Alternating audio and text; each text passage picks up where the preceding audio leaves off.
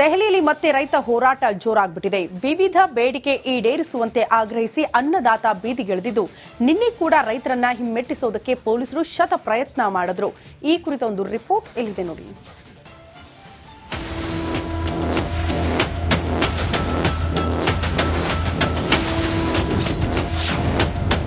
ರೈತರಿಂದ ದೆಹಲಿ ಚಲೋ ಪ್ರತಿಭಟನೆ ಪುನಾರಂಭ.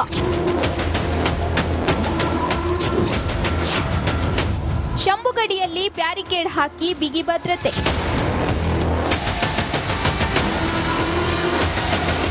ಬೆಂಬಲ ಬೆಲೆಗೆ ಕಾನೂನಿನ ಮಾನ್ಯತೆ ನೀಡುವುದು, ಡಾಕ್ಟರ್ ಸ್ವಾಮಿನಾಥನ್ ವರದಿ ಜಾರಿ ಮಾಡುವುದು ಸೇರಿದಂತೆ ವಿವಿಧ ಬೇಡಿಕೆ ಈಡೇರಿಕೆಗೆ ಆಗ್ರಹಿಸಿ ರೈತ ಸಂಘಟನೆಗಳ ಹೋರಾಟ ಮತ್ತೆ ಶುರುವಾಗಿದೆ. ದೆಹಲಿ, ಹರಿಯಾಣದ ಶಂಭುಗಡಿಯಲ್ಲಿ ಪ್ರತಿಭಟನೆ ನಡೆಯುತ್ತಿದ್ದು, ಇದೀಗ ತೀವ್ರ ಸ್ವರೂಪ ಪಡೆದುಕೊಳ್ಳುತ್ತಿದೆ.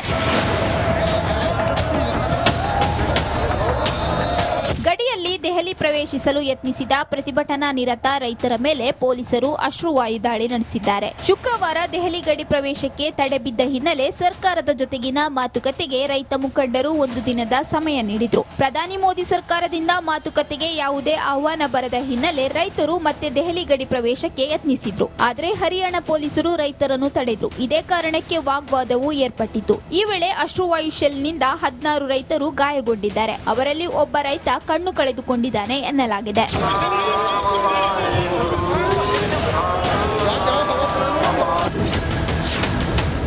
ಸಾಲ ಮನ್ನಾ, ರೈತ ಕಾರ್ಮಿಕರಿಗೆ ಪಿಂಚಣಿ demand.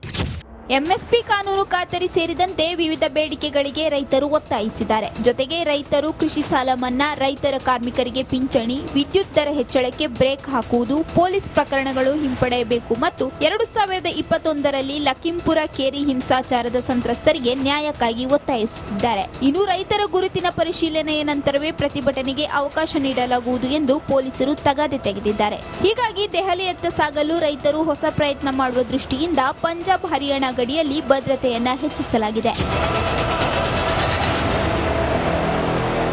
Bureau report, republic Kannada. ದೆಹಲಿಯಲ್ಲಿ ಮತ್ತೆ ರೈತ ಹೋರಾಟ ಜೋರಾಗ್ಬಿಟ್ಟಿದೆ. ವಿವಿಧ ಬೇಡಿಕೆ ಈಡೇರಿಸುವಂತೆ ಆಗ್ರಹಿಸಿ ಅನ್ನದಾತ ಬೀದಿಗಿಳಿದಿದ್ದು, ನಿನ್ನೆ ಕೂಡ ರೈತರನ್ನ ಹಿಮ್ಮೆಟ್ಟಿಸೋದಕ್ಕೆ ಪೊಲೀಸರು ಶತ ಪ್ರಯತ್ನ ಮಾಡಿದ್ರು. ಈ ಕುರಿತ ಒಂದು ರಿಪೋರ್ಟ್ ಇಲ್ಲಿದೆ ನೋಡಿ.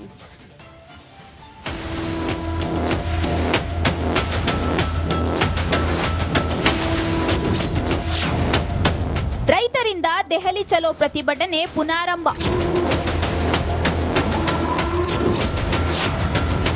ಶಂಭುಗಡಿಯಲ್ಲಿ ಬ್ಯಾರಿಕೇಡ್ ಹಾಕಿ ಬಿಗಿ ಭದ್ರತೆ.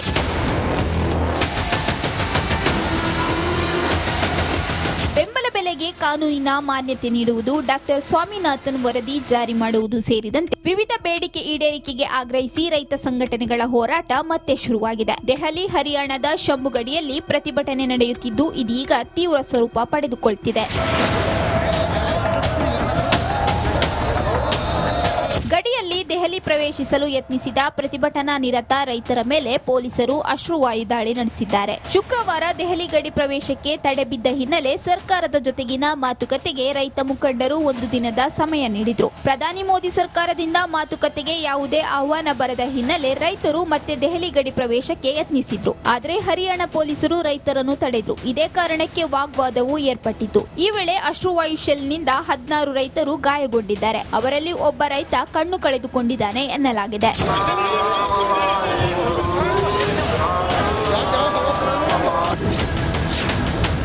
ಸಾಲ ಮನ್ನಾ, ರೈತ ಕಾರ್ಮಿಕರಿಗೆ ಪಿಂಚಣಿ demand.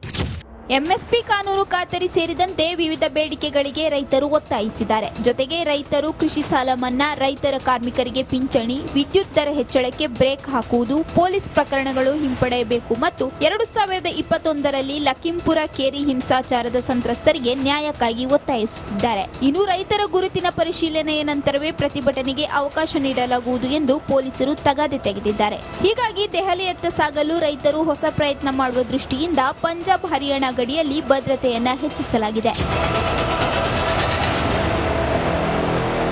Bureau report, republic Kannada.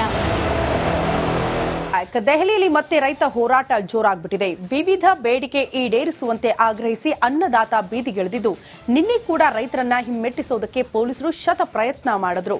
ಈ ಕುರಿತ ಒಂದು ರಿಪೋರ್ಟ್ ಇಲ್ಲಿದೆ ನೋಡಿ.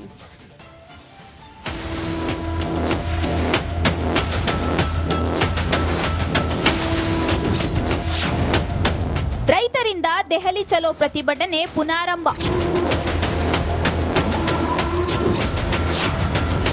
ಶಂಭುಗಡಿಯಲ್ಲಿ ಬ್ಯಾರಿಕೇಡ್ ಹಾಕಿ ಬಿಗಿ ಭದ್ರತೆ.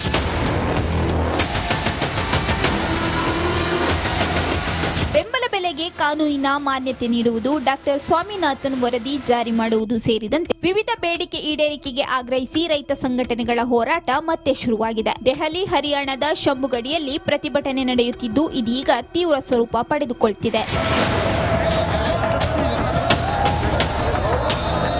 ಗಡಿಯಲ್ಲಿ ದೆಹಲಿ ಪ್ರವೇಶಿಸಲು ಯತ್ನಿಸಿದ ಪ್ರತಿಭಟನಾ ನಿರತ ರೈತರ ಮೇಲೆ ಪೊಲೀಸರು ಅಶ್ರುವಾಯು ದಾಳಿ ನಡೆಸಿದ್ದಾರೆ. ಶುಕ್ರವಾರ ದೆಹಲಿ ಗಡಿ ಪ್ರವೇಶಕ್ಕೆ ತಡೆ ಬಿದ್ದ ಹಿನ್ನೆಲೆ ಸರ್ಕಾರದ ಜೊತೆಗಿನ ಮಾತುಕತೆಗೆ ರೈತ ಮುಖಂಡರು ಒಂದು ದಿನದ ಸಮಯ ನೀಡಿದ್ರು. ಪ್ರಧಾನಿ ಮೋದಿ ಸರ್ಕಾರದಿಂದ ಮಾತುಕತೆಗೆ ಯಾವುದೇ ಆಹ್ವಾನ ಬರದ ಹಿನ್ನೆಲೆ ರೈತರು ಮತ್ತೆ ದೆಹಲಿ ಗಡಿ ಪ್ರವೇಶಕ್ಕೆ ಯತ್ನಿಸಿದ್ರು. ಆದರೆ ಹರಿಯಾಣ ಪೊಲೀಸರು ರೈತರನ್ನು ತಡೆದ್ರು. ಇದೇ ಕಾರಣಕ್ಕೆ ವಾಗ್ವಾದವೂ ಏರ್ಪಟ್ಟಿತು. ಈ ವೇಳೆ ಅಶ್ರುವಾಯು ಶೆಲ್ನಿಂದ 16 ರೈತರು ಗಾಯಗೊಂಡಿದ್ದಾರೆ. ಅವರಲ್ಲಿ ಒಬ್ಬ ರೈತ ಕಣ್ಣು ಕಳೆದುಕೊಂಡಿದ್ದಾನೆ ಎನ್ನಲಾಗಿದೆ.